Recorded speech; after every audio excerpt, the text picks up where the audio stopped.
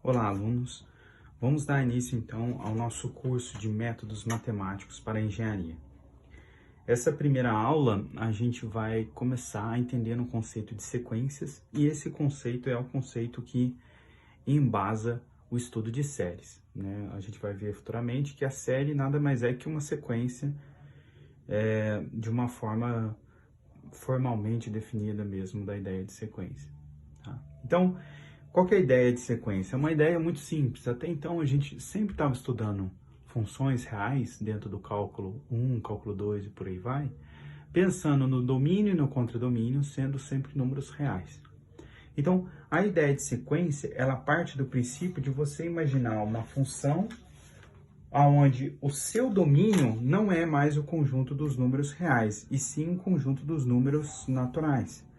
Então, eu vou pensar nos meus números naturais, n, e o contradomínio continua sendo os números reais, tá? Então, a gente tem essa implicação.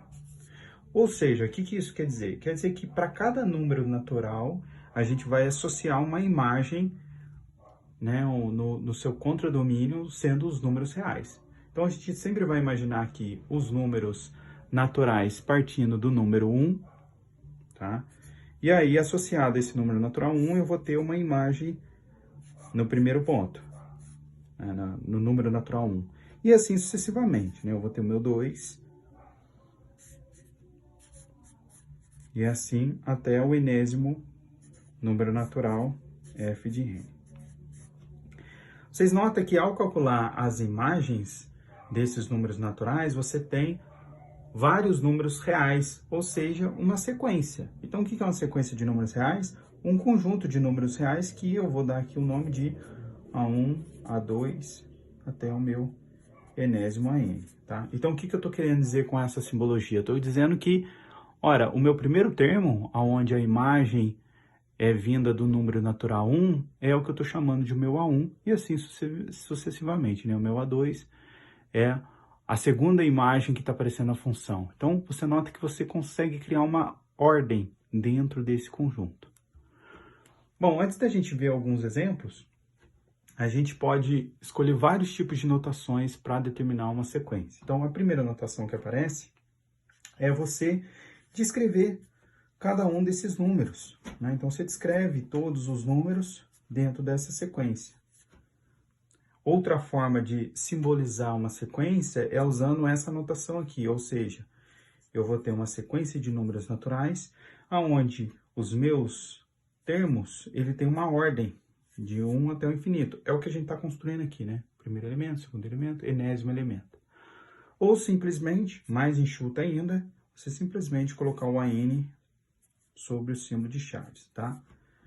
Todas essas três notações equivalem ao que a gente chama de sequência. Vamos dar uma olhada em alguns exemplos para que fique mais claro essa definição. Então, imagine que no meu primeiro exemplo, estou usando aquela notação de você dizer cada um dos elementos, facilmente você consegue identificar cada um dos termos, né? Então, esse aqui primeiro é o meu A1, esse é o meu A2, esse é o meu A3, esse é o meu enésimo, né? E quem é esse C que está aparecendo? C é uma constante real qualquer. Ou seja, essa sequência é uma sequência que, independente do termo que você escolha, sempre é uma constante C. Essa sequência é chamada de sequência constante. Tá? Então, aqui é a nossa chamada sequência constante. Bom, no meu segundo exemplo, né, você nota que eu não mais disse quem são cada um dos elementos. Eu simplesmente coloquei quem que seria a minha função enésima, né? Lembrando que sequência é uma função real, só que o meu domínio é natural. Então, ao invés de eu colocar o x, que a gente está mais acostumado no cálculo, né, f de x, aqui eu coloco o meu f de n, n minúsculo, para simbolizar que eu estou considerando apenas os números naturais. Então, quem é essa minha sequência? A minha sequência, se eu for descrevê-la, né, qual é a ideia? Dado uma lei de formação, que foi dada aqui, 2 elevado a n, é uma formação do tipo exponencial, eu posso descrever cada um dos meus elementos. Então, quem que vai ser essa sequência? Essa sequência vai ser, o primeiro termo da sequência é quando o número natural é igual a 1. Então, 2 elevado a 1, 2. O meu segundo elemento da minha sequência é quando o número natural é 2. Então, 2 elevado a 2, 4. Terceiro elemento, 2 elevado ao cubo, 8, e assim sucessivamente.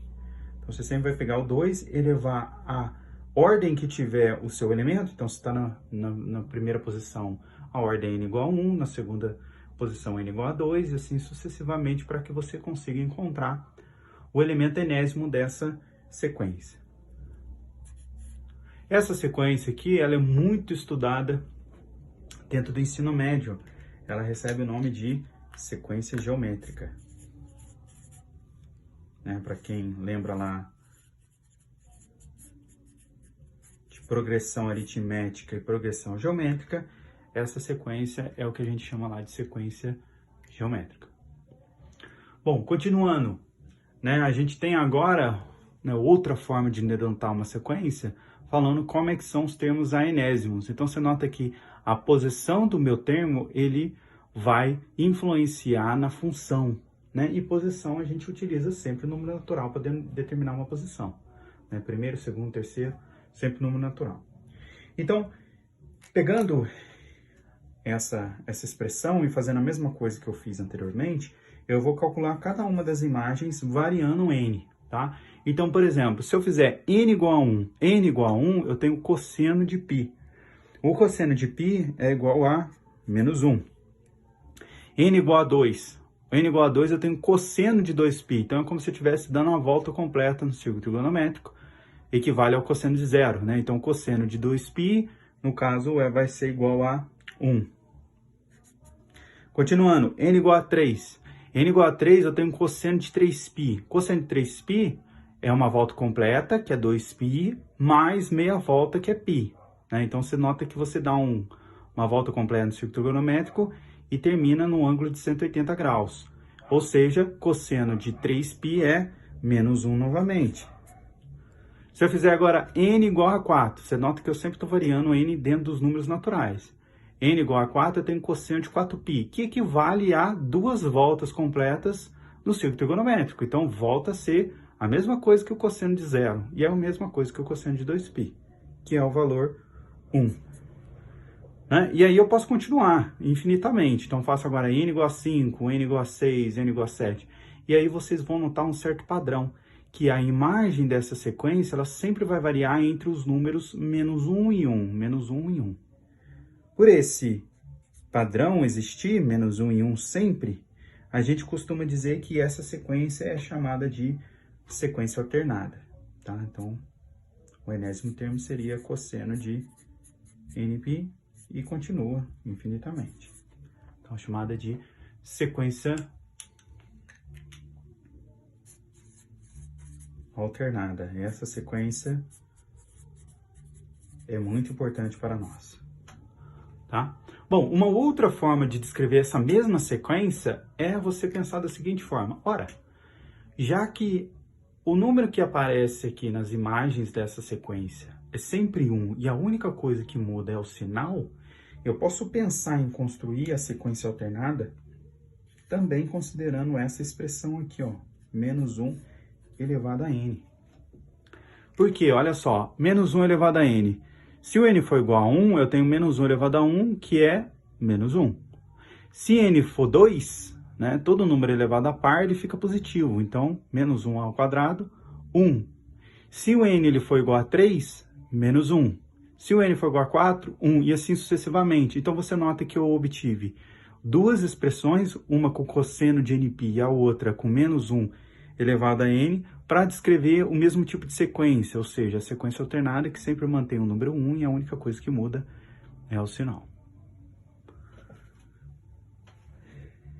Continuando essa ideia da sequência, vocês notam que da definição do que é uma sequência, a gente descreve como sendo uma função. Então, a pergunta que vai surgir aqui agora é, ora, já que a gente está trabalhando com uma função, será que existe uma forma gráfica da gente poder descrever essa função, assim como a gente consegue plotar gráfico de funções?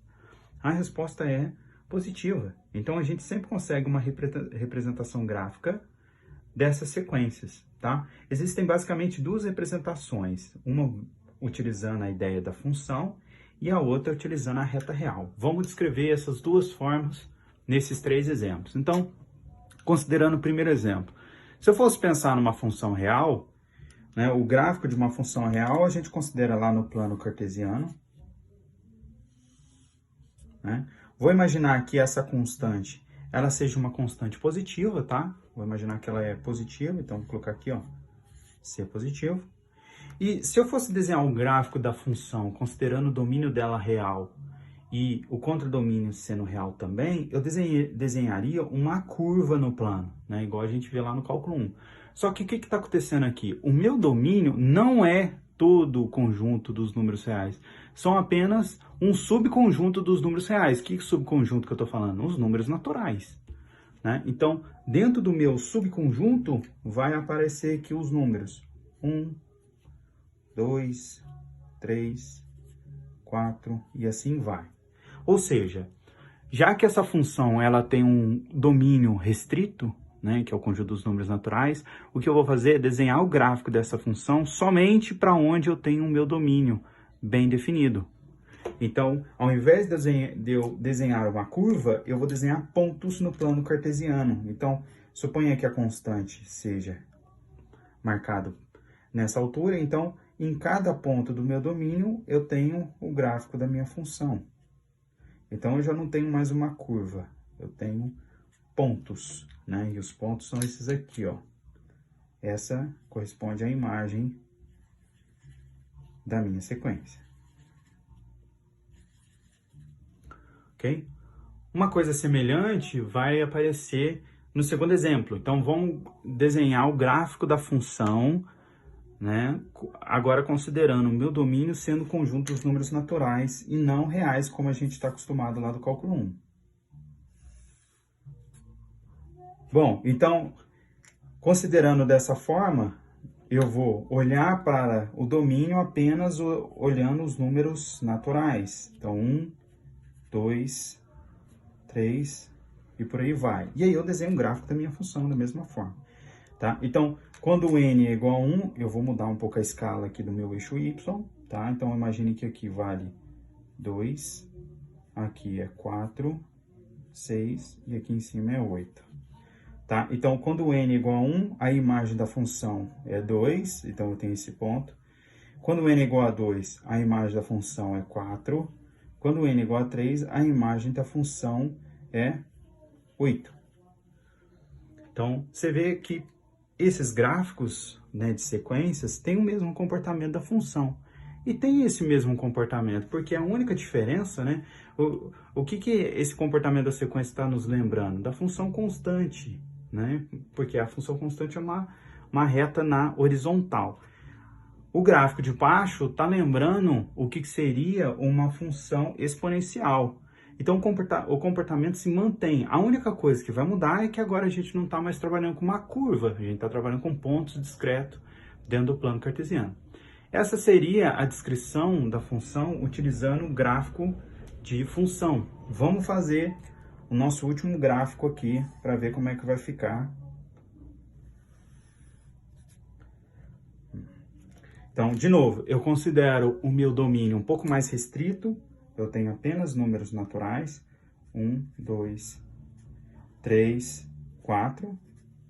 E agora a imagem da minha função é a seguinte. Vale menos 1 quando n é igual a 1. Então, imagine que o menos 1 está aqui embaixo, 1 aqui em cima. Então, eu tenho menos 1 quando n é igual a 1. 1 quando n é igual a 2. Menos 1 quando n é igual a 3. 1 quando n é igual a 4. Então, da mesma forma, né, lembra um pouco, se vocês desenharem o gráfico da função cosseno, né, a gente também consegue ver que ela tem um comportamento parecido da função cosseno. A diferença aqui é que agora a gente está discretizando apenas pontos, ok? Bom, isso seria a representação das nossas funções utilizando gráfico de funções, que é o que a gente está acostumado, tá? Só que existe ainda uma segunda representação gráfica, que é através da reta real. Então, como é que funciona a reta real? A gente imagina a reta, né, nos 3 exemplos, do jeito que a gente está acostumado.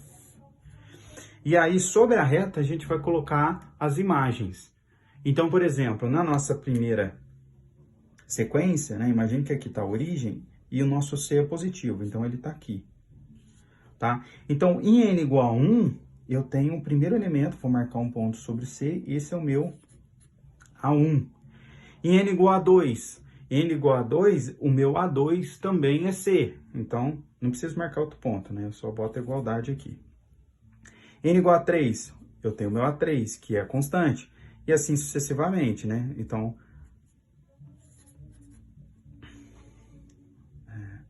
a N aqui. Então, você nota que a sequência constante é definida por apenas um ponto sobre a reta real, porque ela nunca se mantém independente do N. Desculpa, ela nunca muda independente do N. Na segunda sequência, a gente tem uma coisa um pouquinho diferente. Então, imagine aqui que o meu 0 está aqui. Quando o N é igual a 1, eu tenho 2. Então, imagine que aqui é 2. Então, esse aqui é o meu A1. Quando o N for 2, o meu valor passa a ser 4. Esse é o A2. Quando o meu N for 3, eu tenho o meu terceiro ponto, que vale 8. E assim sucessivamente. Você consegue escrever todos os pontos. E no nosso último caso, né, o que vai acontecer? Você tem aqui a origem, 0. Quando o N for igual a 1, o valor da minha sequência é menos 1. Então, imagine que aqui é menos 1. Então, esse é o meu valor do meu A1. Quando o N for igual a 2, o valor da minha sequência é 1. Então, aqui é o meu A2. Quando o N for 3, volta a ser menos 1. Então, é a mesma coisa que o meu A1 é o A3.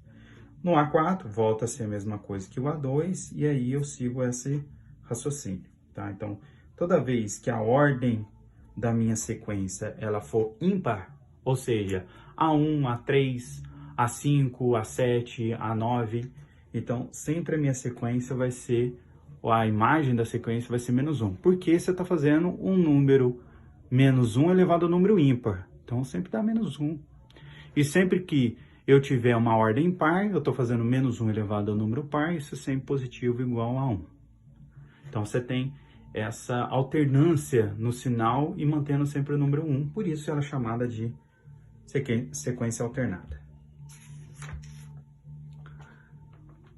Bom, ao olhar para os gráficos, né, a gente começa a se perguntar a seguinte forma, que geralmente a gente pergunta dentro do cálculo. Será que a gente consegue definir um padrão para essa sequência? Será que a gente consegue adivinhar como é que essa sequência vai se comportar quando o n tende ao infinito? Olhando para os exemplos anteriores, algumas a gente consegue falar como é que vai ser o comportamento, né? Como é que vai acontecer o comportamento da função constante quando o n tende ao infinito? Vai se manter constante. Como é que vai ser o comportamento da função exponencial quando o n tende ao infinito? A gente tem uma tendência de crescimento dos pontos, então a gente pode pensar que o limite vai ser infinito, né? Como é que vai ser um comportamento da sequência alternada quando o n tende ao infinito? A nossa intuição diz que ela vai ficar alternando infinitamente entre 1 e menos 1. Tá? Então, essa ideia de limite é o que faz com que a gente classifique como uma função convergente ou divergente. Né? Então, da definição de limite, se a gente conseguir descobrir quem é esse limite da sequência, a gente diz que essa sequência é convergente. Caso contrário, né, se der infinito ou menos infinito, essa sequência será divergente. Então, usando alguns exemplos anteriores, né, então, exemplo. A primeira sequência que a gente viu do exemplo anterior, quando o meu AN é igual a uma constante, C é uma constante. Então, a gente já viu até pelos gráficos mesmo que o limite da sequência constante é a própria constante. Então, é convergente essa sequência. Segundo exemplo, né? O segundo exemplo a gente viu, por exemplo, a sequência Fn 2 elevado a n. Então, ao calcular esse limite, quando o n tende ao infinito, 2 elevado a n, a gente já viu pelos gráficos que essa tem uma tendência de ser infinito, ou seja, essa sequência é divergente.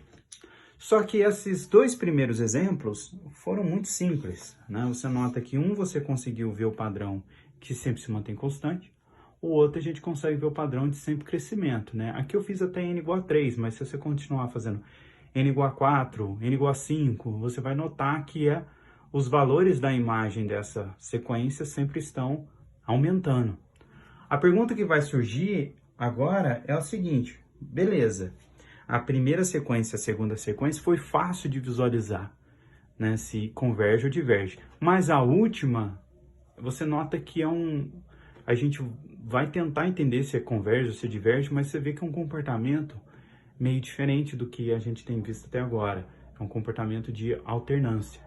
Então, a grande pergunta que vai acontecer aqui é o seguinte: como que eu vou tentar resolver essa sequência alternada, né? Então, será que a n igual a menos 1 elevado a n converge? Será? Bom, para tentar responder essa pergunta, antes de respondê-la, eu vou definir algumas coisas para que a gente consiga criar ferramentas para estudar a sequência alternada. Então, a primeira ideia da ferramenta que eu vou apresentar aqui para vocês é a ideia de subsequência. Então, qual que é a ideia de subsequência? A ideia de subsequência é a seguinte: é dada uma sequência a n, a gente já viu alguns exemplos de sequências aqui de números reais. Então, é dada uma sequência a n, e aí eu quero considerar um subconjunto, só que eu quero que ele seja infinito. E esse subconjunto eu vou chamar de Bn, tá? Então, o conjunto Bn vai receber um nome de subsequência. Vamos fazer um exemplo aqui para ficar mais claro possível, tá? Então, exemplo.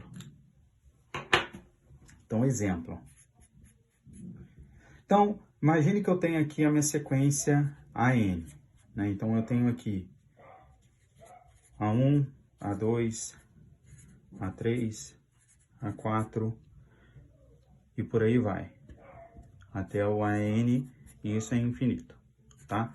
Então, o que eu quero dizer com a ideia de subsequência e tirar um subconjunto infinito?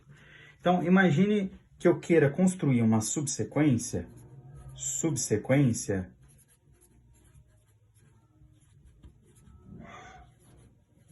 dos termos pares,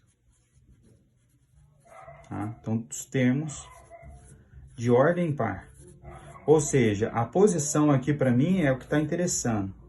Então, eu estou pensando numa subsequência Bn, onde eu considero apenas os elementos que tenham posição par. Então, quem tem posição par aqui? O segundo elemento, A2, o quarto elemento, A4, o sexto elemento, A6, o A8, o A10 e assim sucessivamente. Ou seja, eu estou pegando apenas os elementos que podem ser escritos na forma de ser uma posição par.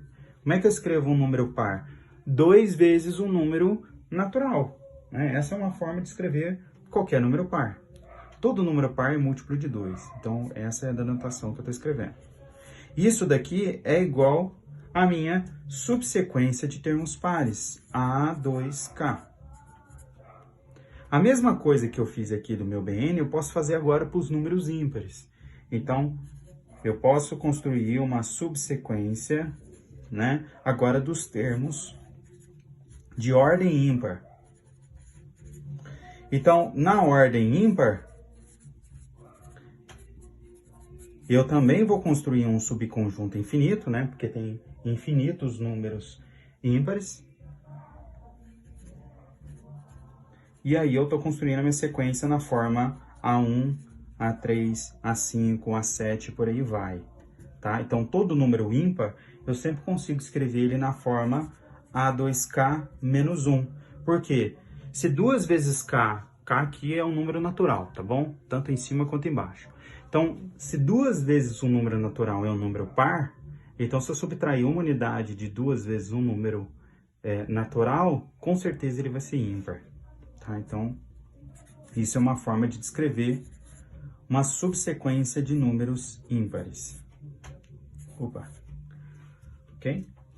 A necessidade de entender o conceito de subsequências é devido a esse teorema que a gente vai utilizar para falar sobre a sequência alternada. Então, o que o teorema fala? Ele fala o seguinte, olha, se o AN ele converge, né, ou seja, eu consigo encontrar o limite dele, então toda subsequência desse meu AN também tem que convergir para o mesmo valor L. Como é que a gente vai usar esse resultado? A gente vai utilizar esse resultado na negativa, ou seja, a gente vai usar ele para verificar divergência, não convergência, tá? O que a gente vai fazer? Se a gente conseguir encontrar duas subsequências dentro da minha sequência, vamos dizer sequência mãe, que converge para valores diferentes, então o limite da sequência AN vai divergir, ou seja, não existe.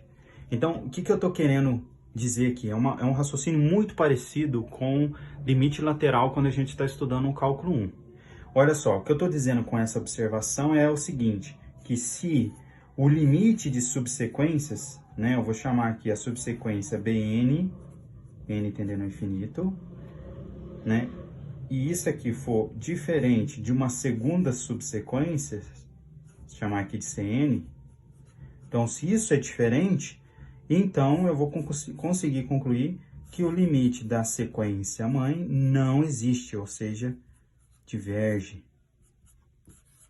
Tá? É um raciocínio muito parecido com o limite lateral. Lá no cálculo 1 a gente via, se o limite da função à direita for igual ao limite da função à esquerda, né, então os limites laterais existem e são iguais, então o limite da função naquele ponto também existe e é igual ao valor encontrado. Aqui eu estou usando a negativa, então daqui eu estou saindo de minhas subsequências,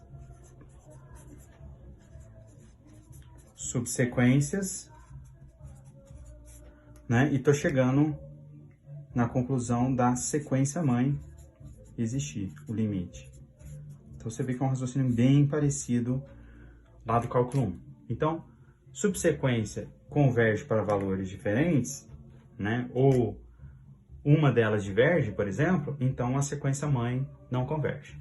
Na alternada, você tem a sequência mãe, a n, né, alternando entre menos 1 e 1, menos 1 e 1, e assim sucessivamente. Então, o que eu vou fazer aqui é construir exatamente as sequências que eu construí no exemplo anterior, a subsequência. Então, o que eu vou fazer? Eu vou pegar a minha subsequência Bn, essa subsequência sendo os de termos pares, de ordem par, A2K.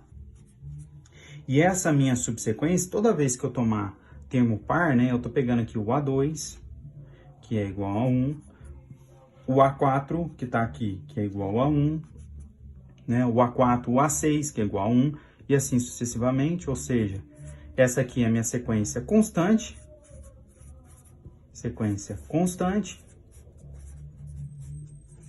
né? Essa é a primeira subsequência que eu peguei, de ordem par. Se eu pegar agora a segunda subsequência da sequência alternada, essa subsequência eu vou pegar dos termos ímpares, então 2K menos 1. Então, pegando dos termos ímpares, né? Então, o primeiro termo, menos 1. Terceiro termo, menos 1. Quinto termo, menos 1. E assim sucessivamente. Também isso daqui é uma sequência constante. E a gente já viu como calcular o limite da sequência constante. O limite de Bn, né, é a própria constante, que no nosso caso aqui é igual a 1. O limite da nossa Cn é a própria constante, que no caso do Cn é igual a menos 1, tá? Aqui, um parênteses aqui, eu estou omitindo aqui o termo n tendendo ao infinito, porque todos os limites que a gente trabalhar dentro desse curso sempre serão limites tendendo ao infinito. Então, eu vou omitir essa nomenclatura, não vou ficar repetindo essa notação toda vez, ok? Então, o que eu estou fazendo? Eu estou verificando duas subsequências, né,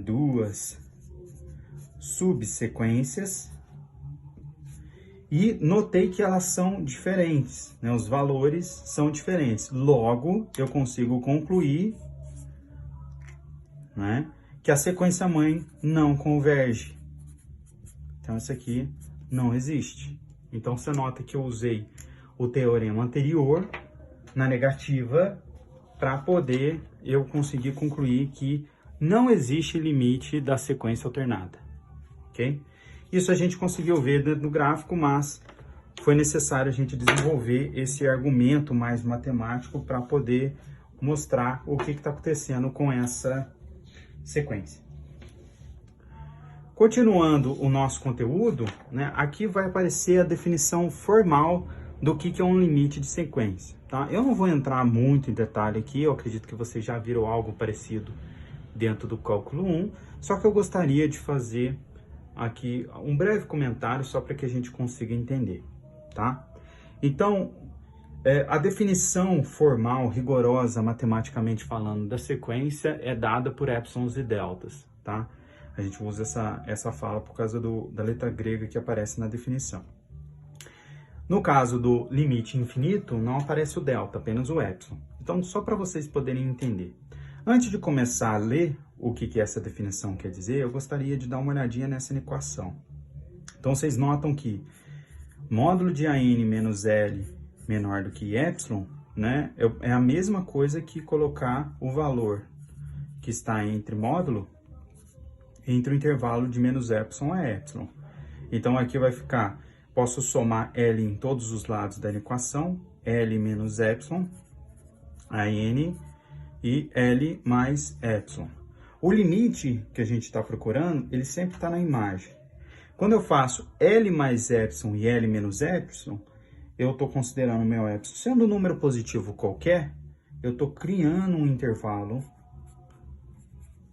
de L menos epsilon a L mais epsilon. Tá? Agora sim, vamos ler a definição. A definição diz o seguinte: diremos que o limite de uma sequência tende a n, quando dado um epsilon positivo, existe um número n0, eu vou chamar a atenção para esse n0 aqui, tá? Tal que todo número natural que for maior do que n0, então todos os números que passar do n0, tiverem para o lado de cá, né? Então, sempre vai satisfazer essa inequação. Então, satisfazer essa inequação, né, significa, como a gente já viu nessa inequação, dizer que a imagem da sequência está sempre presa entre esse intervalo. Então, o que está acontecendo aqui? L menos epsilon e L mais epsilon está definindo uma faixa no plano cartesiano que a sequência, a imagem da sequência, toda vez que passar do n0, não consegue fugir dessa faixa.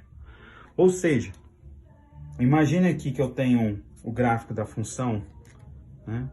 E o gráfico da minha função seja, da minha sequência, e o gráfico da minha sequência seja dessa forma. Então, o meu primeiro termo da sequência 1, vamos supor que ele está aqui. Esse termo está fora da minha faixa do L mais epsilon e do L menos epsilon. Quando eu for aumentando os termos, né, pode ser que ainda o segundo termo esteja fora. N igual a 2, por exemplo. Pode ser também que o N0 esteja fora da faixa, né, porque você tem uma equação aqui restritiva, ela é maior, não maior ou igual. Então, depois que você passou do N0, pronto, você vai cair na faixa onde todos os suas imagens sempre vai estar preso ali naquela faixa do epsilon. Do L mais epsilon, do L menos epsilon, tá? Então, isso é a definição formal de limite. Por que eu recapitulei essa parte com vocês? Né? Você nota que é muito parecido com a ideia de função. Eu recapitulei essa parte com vocês de uma forma mais simplificada, porque a gente vai utilizar agora todos os nossos resultados que a gente conhece de funções reais para estudar a sequência. Então, adivinha o que vai acontecer? As regras que a gente está acostumado, como regra da soma e da diferença, regra do produto e do quociente, vai valer aqui também. Então, em particular, vamos dar um exemplo da regra do quociente.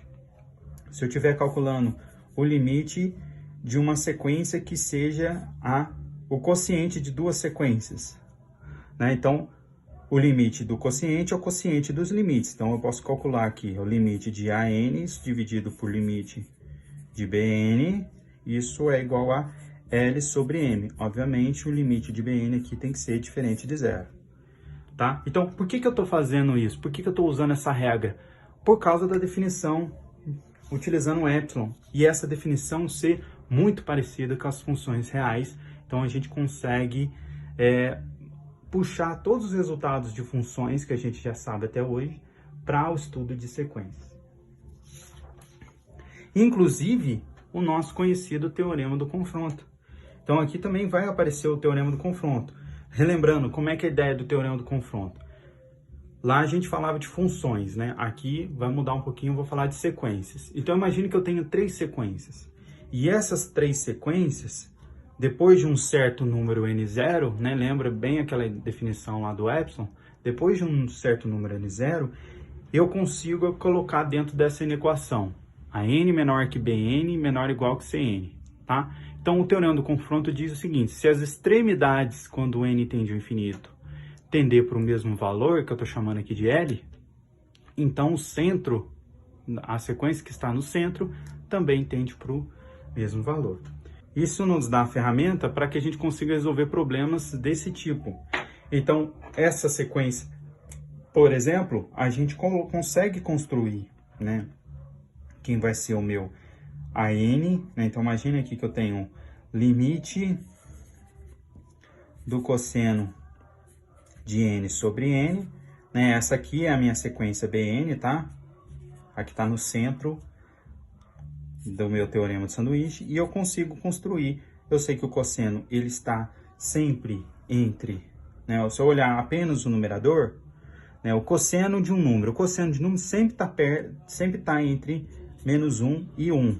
Só que aqui é cosseno de um número dividido por n, então eu consigo, né, dividir todos os lados da equação por n.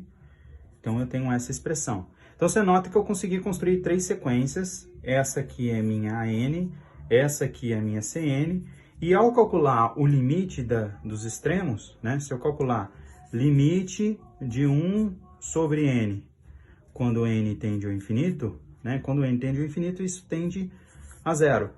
Então, o limite do CN, dessa extremidade à direita, está sendo igual a zero. Se eu calcular o da esquerda, mesma coisa, né? Também vai tender a zero. Então, eu consigo concluir que a sequência do meio também tende para o mesmo valor. Então, limite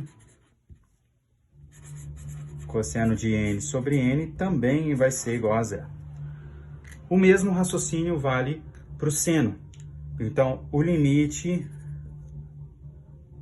de seno de n sobre n vai estar preso também no intervalo de 1 sobre n, porque o seno de um número sempre está entre menos 1 e 1. E aí, quando eu calculo lá as extremidades são iguais aqui, então eu consigo concluir que esse limite também é zero. Ok? Então, daqui que está a importância da gente ter usado aquele epsilon lá na definição do limite, porque a gente consegue justamente usar todos os resultados que a gente já tem de funções. E o último resultado que eu gostaria de mostrar na aula de hoje é que você consegue unir as duas coisas, ou seja, você consegue unir função com sequência numa composição. Como é que funciona essa ideia? É o seguinte, imagine que eu tenho uma sequência e uma função real. Então, eu penso o seguinte, a sequência, ela sempre tem a imagem real. Então, eu vou pegar essa imagem real e vou jogar na função f, ou seja, dentro do domínio dessa função e calcular o limite. Vamos ver alguns exemplos para que vocês entendam. Então, nesse primeiro exemplo, olha só, quem é a minha sequência n? A minha sequência n é a expressão n mais 1 dividido por n.